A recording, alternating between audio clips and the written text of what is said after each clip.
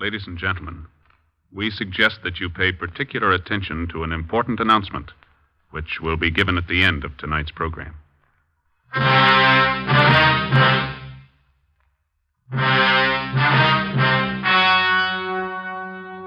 story you're about to hear is true.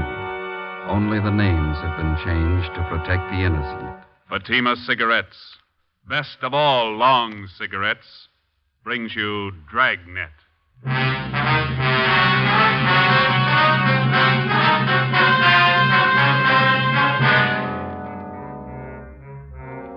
You're a detective sergeant. You're assigned to Personnel Division. A resident of your city files a report of robbery and assault. The suspect, a rookie police officer. Your job, arrest him. If you want a long cigarette, smoke the best of all long cigarettes. Smoke extra mild Fatima. Yes, Fatima is the king-size cigarette, which contains the finest Turkish and domestic tobaccos, superbly blended to make it extra mild, to give Fatima a much different, much better flavor and aroma than any other long cigarette. That's why Fatima has more than doubled its smokers coast to coast. Enjoy extra mild Fatima yourself. Best of all, long cigarettes. It's wise to smoke extra mild Fatima. It's wise to smoke extra mild Fatima.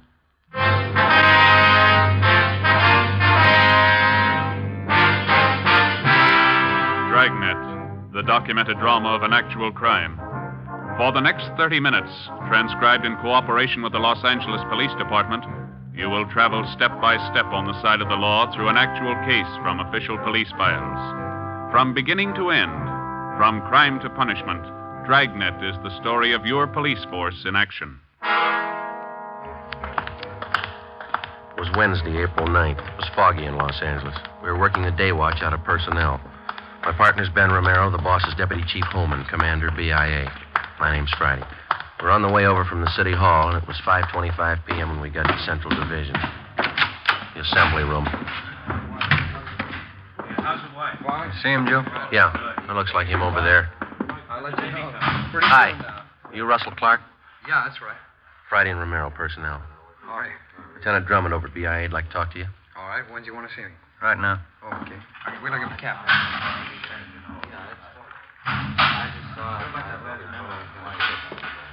Okay, let's go. What do they want to see me about, you know? Drummond will tell you. Okay.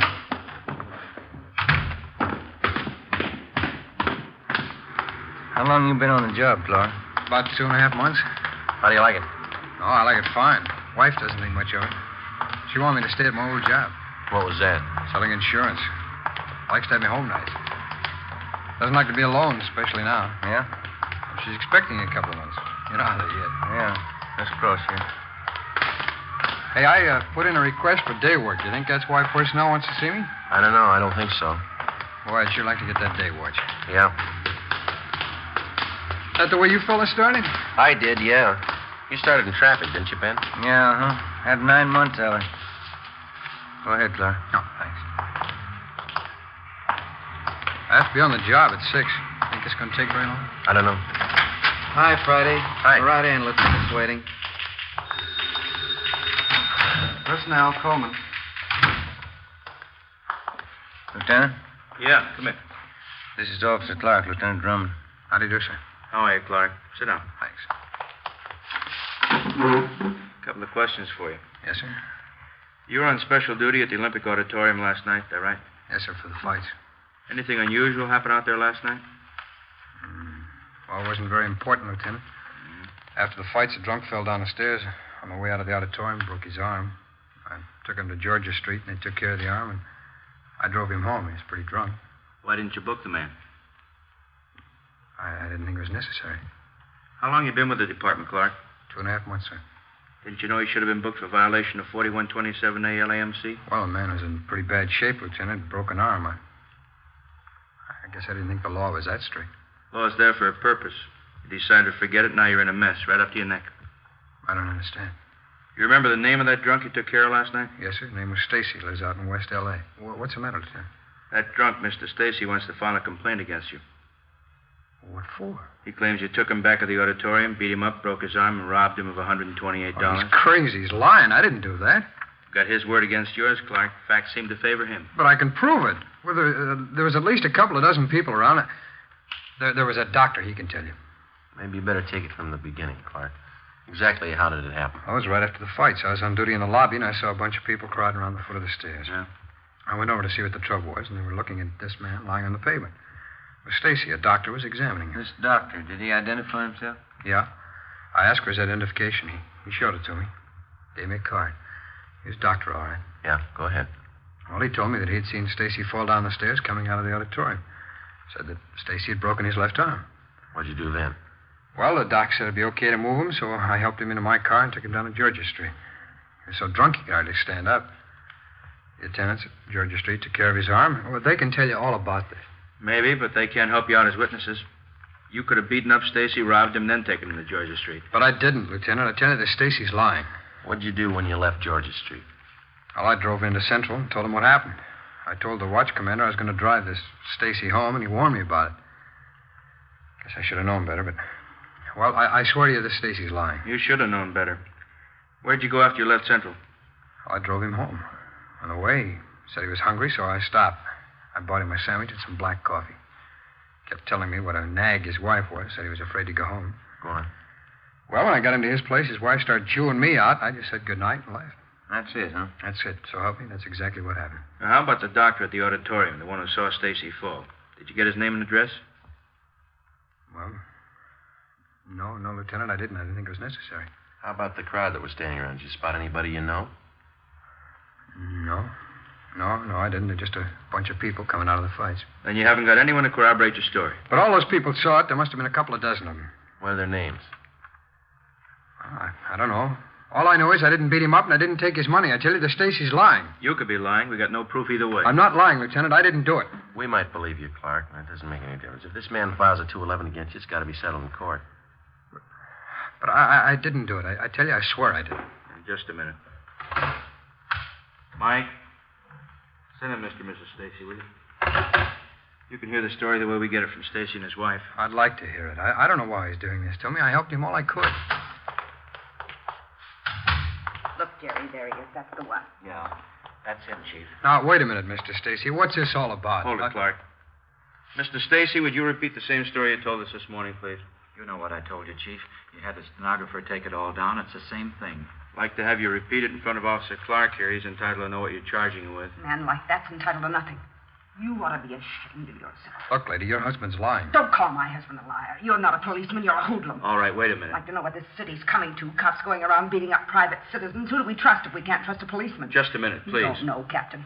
You should have seen my husband when that officer brought him home last night. Arm all bandaged, his face all cut up. He was hurt so bad he could hardly stand up. He was too drunk to stand up, lady. Don't you get fresh with me now. All right, that's enough. This cop got hold of me as I was coming out of the fights. Took me in back of the auditorium. Told me if I didn't hand over my wallet, he'd book me on a drunk charge. Were you drunk, Stacy? I was not. Had a couple of beers, that's all. When I wouldn't give him my money, he beat me up. Broke my arm and took my wallet. How do men like you ever get on the police force? He figured he'd cover up, so he took me and had my arm fixed at the emergency hospital. Then he drove me home. Threatened me all the way. He said, you tell anybody about this and I'll get you. That's just what he said. I don't get it, Stacy. You know that story's a pack of lies. Why are you doing this to me? It's the truth.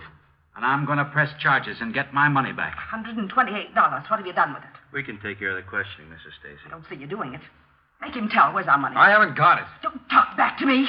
Mr. Stacy, you and your wife want to file a crime report at this time. We want to press charges. Romero? Yeah? Take Mr. and Mrs. Stacy down to Record Bureau, have them make out a report for 211 and assault. All right. Get them this way, please. Now listen. We're going to get action if we have to take this to the district attorney. We're not afraid of the publicity. We'll go to the newspaper if we don't get action. Yes, ma'am.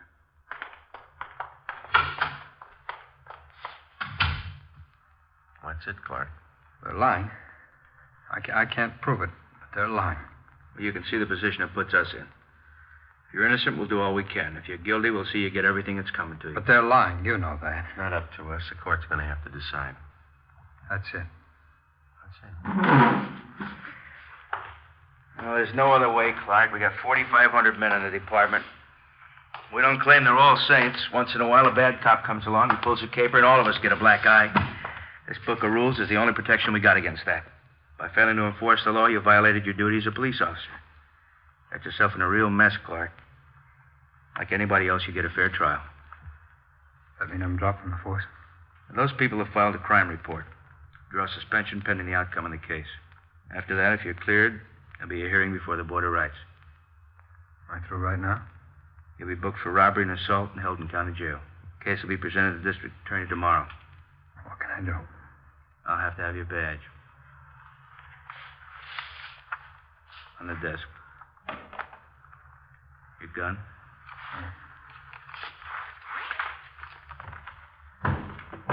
ID card. Yeah. On the desk. Yeah. All right, Joe, that's it. Okay. Take him.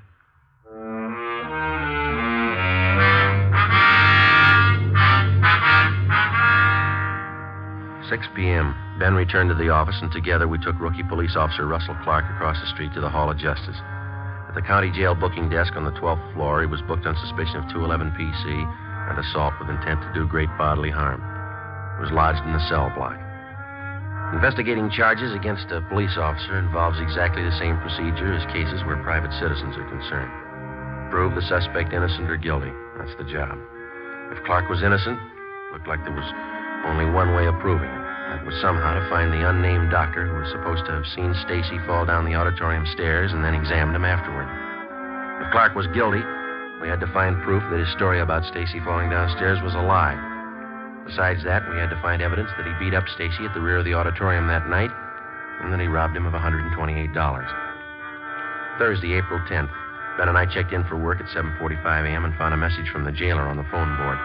Clark wanted to see us right away. We met with him in the county jail, interview room.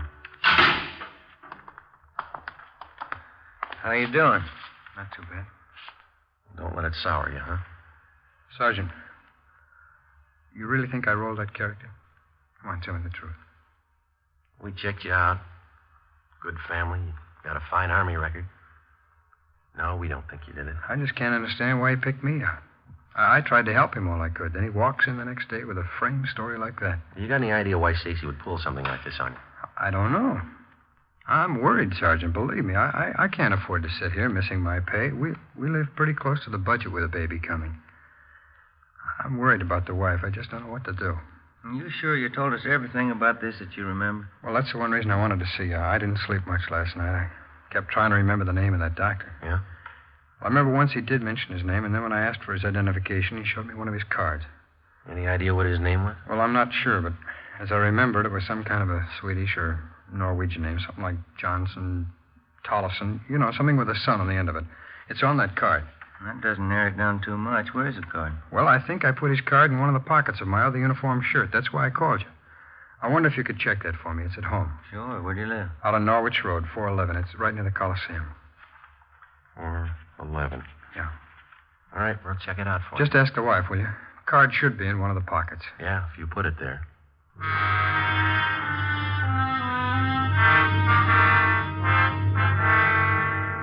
Ben and I left the interview room at the county jail and drove out to the home of Officer Clark on Norwich Road. We introduced ourselves to his wife and told her what we were after. Her eyes were red and looked like she'd been crying. She asked about her husband. We told her he was all right. They're making a terrible mistake, Sergeant. Russ never did anything crooked in his life. He didn't do it. I know he didn't. We'll do everything we can to straighten it out, Mrs. Clark. The court will have the final say. I knew Russ shouldn't have left his insurance job. I just knew it, all this trouble. How about that shirt that your husband told us about, the one he wore that night at the auditorium? Oh, yes, his other uniform shirt. Mm-hmm. Can we see it, please? Oh, yes, certainly. It's right this way, back in bed. What's so important about the shirt, Sergeant? Your husband told us that there might be a card in one of the pockets. Might help clear up things. Well, it should be hanging up here in the closet. I always like to keep Russ's shirts on hangers. He keeps them much nicer looking. What's the matter? This morning I sent it to the cleaners.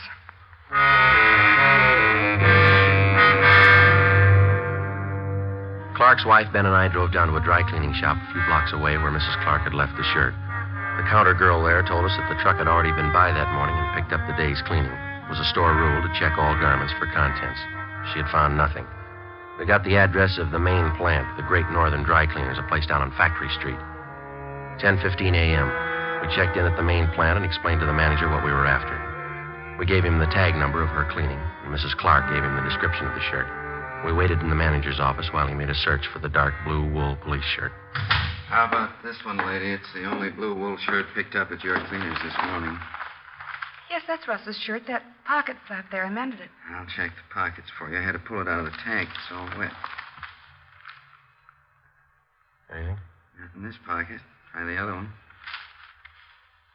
Yeah? Look for yourself. Nothing.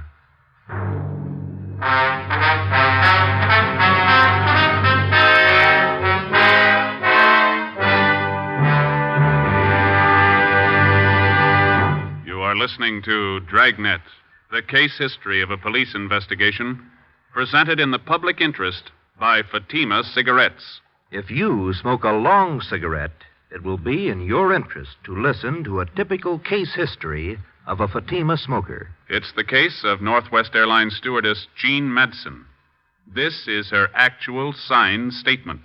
There's one thing I really look forward to after a long flight. A good, mild smoke. That's why I prefer the new king-size Fatima. It's milder than any other long cigarette I've tried. Yes, I agree. It's wise to smoke extra mild Fatima. And so do more and more smokers every day. Actual figures show extra mild Fatima has more than doubled its smokers coast to coast. So enjoy extra mild Fatima yourself. The king-size cigarette, which contains the finest Turkish and domestic tobaccos, superbly blended to make it extra mild. You will prefer Fatima's much different, much better flavor. You will agree. It's wise to smoke extra mild Fatima. It's wise to smoke extra mild Fatima. The best of all long cigarettes.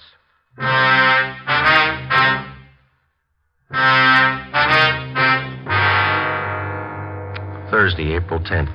Shortly after noon, the daily newspapers were on the streets, and the head on one of the top front page stories read, "Rookie cop slugs robbed citizen." Ben and I went back to the county jail and told Clark that we'd failed to find the card. He could give us no other lead that might help in clearing the case. During the next 2 days that followed, Ben and I ran down every possible lead, no matter how remote it was. I made a thorough check on Mr. and Mrs. Stacy. We double-checked back on Clark's record. For one full day, we did nothing but phone doctors in and around the city of Los Angeles. From a list of hundreds, we came across 3 doctors who had been present at the fights in Olympic Auditorium on the night Stacy claimed he was beaten up and robbed by Officer Clark. None of the 3 had seen a man tumble down the stairway leading from the balcony to the lobby. None of them had seen any accident or had been called on to help anyone professionally. Monday, April 14th, we met with Lieutenant Ralph Drummond. No go, huh? That's got us, Ralph. We can't figure it. It's almost a fact Stacy's lying. Clark, what about him? Well, there's still nothing to show that he didn't do it. He had the opportunity. Maybe he had a motive. He needs money, you know. Who doesn't? How much you get on Stacy? He and his wife run a second-hand furniture store in South Flower. It's a small business. Stacy's quite a gambler. He bets on the fights. Yeah? We checked around with some of the gang down at the auditorium. Stacy's well known down there. He laid some pretty heavy bets the night he claims Clark rolled him. How much? You got the dope there, Ben. How's it figure out? He lost over $75 in small amounts. Add to that the fact that he was doing some partying. That might account for the 128 that's missing. Stacy blew the roll, was afraid to tell his wife, so he cooked up the story against Clark. Yeah, sure. Maybe that could have been the way it happened. What do you got on the other side? Not much, Ralph. Couldn't dig up anything against Clark. I don't know. He doesn't seem like the type to pull something like that. Maybe not. You still can't prove he didn't do it. How about the papers? You've been plugging for witnesses? Yeah. Here's the ad. Had it running in personals for 4 days now. Thanks. All those saw a man fall down the stairway, the auditorium. Tuesday, police call Michigan 5211-75. No results, sir? No. All the possible doctors in town have been checked out, too. How about the local medical magazines? Got an ad in there, Ralph. Nothing's happened. Well, one thing is sure. Something's got to happen. Newspapers are scorching the kid and the department along with him. Victim without a trial makes good reading in the tabloids. There's one thing I can't understand. If Clark's leveling and there was a doctor at the fights that might have looked at Stacy, then where's the doctor? We've had this thing noised all around town. Well, give it a little more time. He might turn up. I kind of like the Stacy angle. How do you mean? Well, suppose we get him in here. Think we could break him down into questioning? No, I doubt that. We can't even get close to him. That wife of his and that lawyer, they're with him all the time. He's afraid to talk to us. Maybe if we pass the word to his wife he'd been gambling, how far could we go on that? Well, she might believe us, she might not. You've seen what she's like. Yeah. I got an idea he sold her on his story, and she's tagging along to get the $128 back. That gives me an idea, Joe. One thing we might have missed. Yeah, what's that? We found out that Stacy did a little partying before he went to the fights at the auditorium that night, didn't we? Yeah, go ahead. We checked out a couple of the bars he was drinking at, but we figure he must have parted away at least $50 out of that $128. Mm-hmm. He didn't spend that much at the bars. Oh, well, sure. He probably hit a few other places, too. That's what I mean. That's still a lot of money to drink up alone. You figure a woman? Maybe. You got any reason to think Stacy plays around? Just one. Yeah? His wife.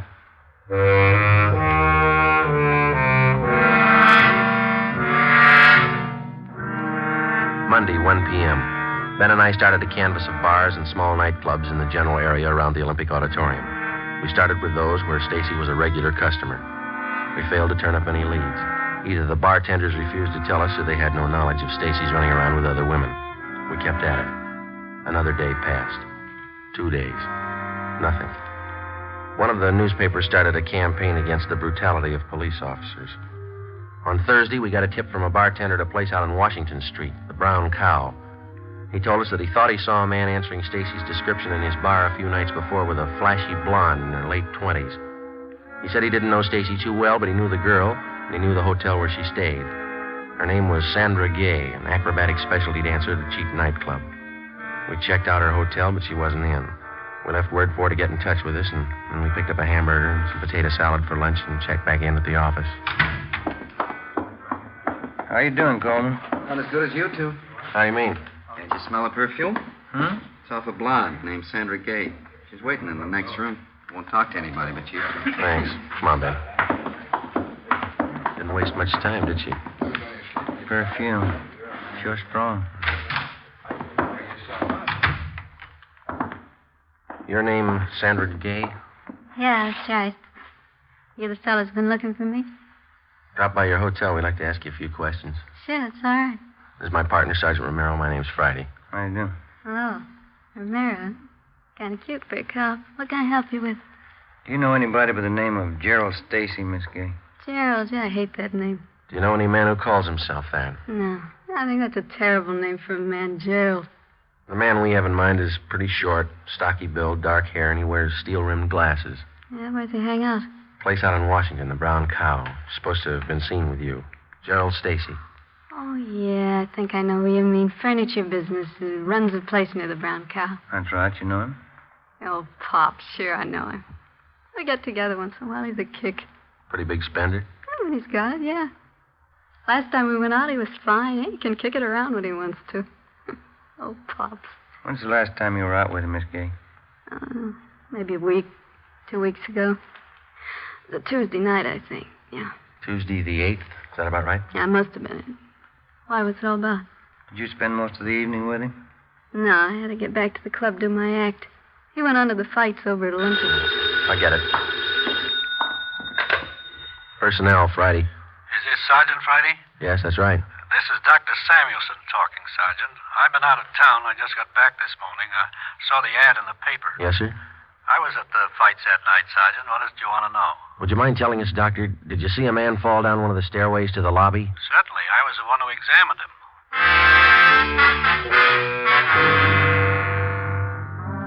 5 p.m. Mr. and Mrs. Stacy were called to Lieutenant Drummond's office. Arrangements were made to have Officer Russell Clark brought over from his cell in county jail. At 5:15, Ben and I checked into the lieutenant's office. Stacy and his wife were already there.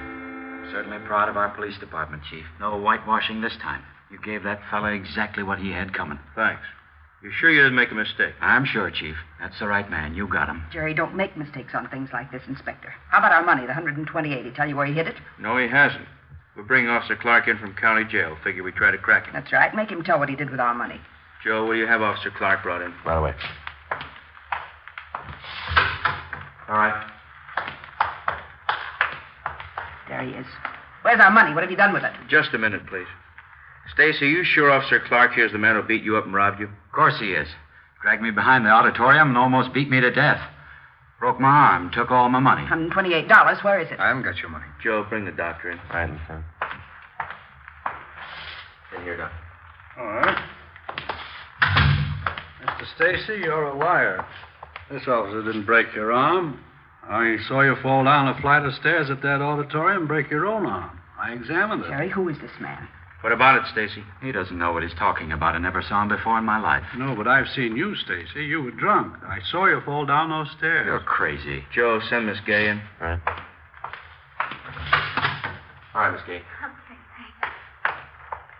Sure is strong perfume. You recognize any of these people, Miss Gay? Hello, Pops. I don't know you. Don't you remember the perfume? You give it to me. Who is this woman? Just a friend, honey. All right, Stacy, now let's have it straight. It was all a mistake. I don't want to make trouble for anybody. It wasn't this cop's fault. I don't want to make any What trouble. about this woman? It was all a mistake, believe me. You took that money, Gerald. You spent it on her. Now, wait a minute. Causing all this trouble, squandering our money. After all I did for you, you're no good. This time I'm through. All right, Clark, let's go. Okay. Well, that's it. I don't know how to thank you, fellas. And doctor's the best friend you got. Yeah. Yeah, I better call her wife. She'll want to know. Friday, phone message for you here. Oh, thank you. From your wife, Clark. Yeah? She found that doctor's card.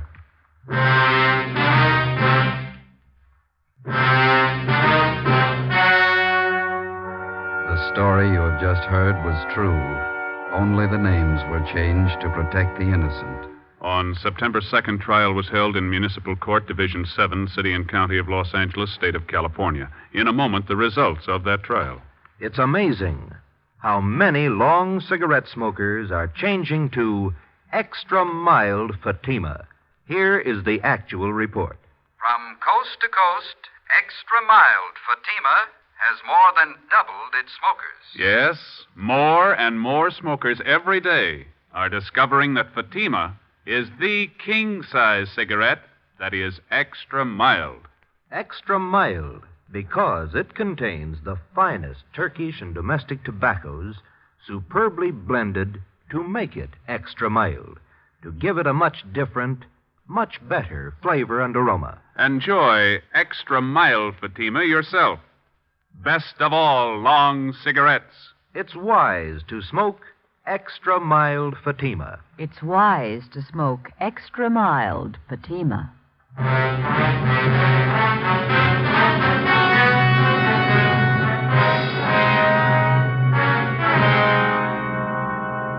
Gerald Stacy was tried on charges of filing a false crime report. He was convicted under Section 5250 LAMC and served his term as prescribed by law. Officer Russell Clark was returned to duty with full back pay. Ladies and gentlemen, in response to thousands of letters asking us to broadcast Dragnet at an earlier hour so that the entire family might hear it, we wish to announce that summer scheduling enables us to fulfill these requests.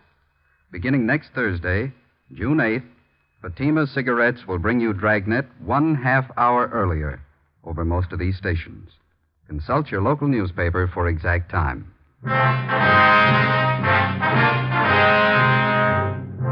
You have just heard Dragnet, a series of authentic cases from official files. Technical advice for Dragnet comes from the Office of Chief of Police W.A. Wharton, Los Angeles Police Department.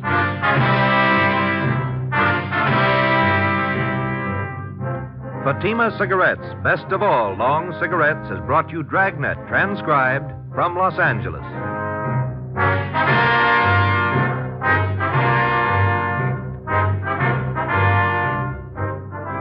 Hear your favorite Jack Birch tomorrow on NBC.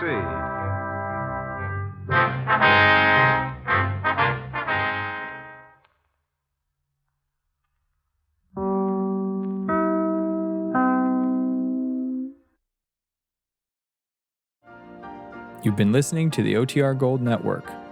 Find more classic radio at otrgold.com.